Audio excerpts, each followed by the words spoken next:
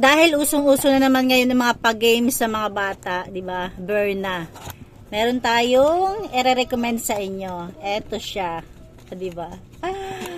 Guess the battle. O, 'di ba?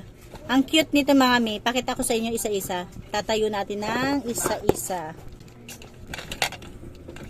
Siyempre, ito kailangan nakaharap sa magpapahula. Hindi makikita ng ating mga magi-games. Ganyan siya. O, diba? Tapos yan, dali lang niyang itayo.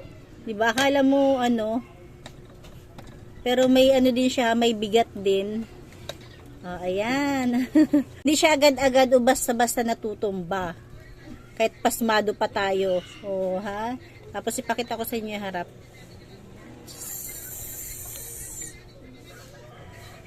Ayan. O, diba? Guess the battle. Pasmado ang inyong tendera.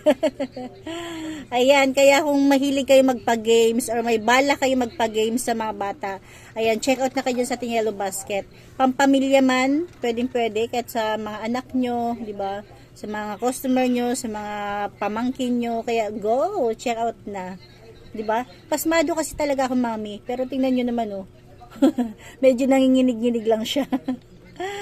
Guess the battle. Go! Check out na.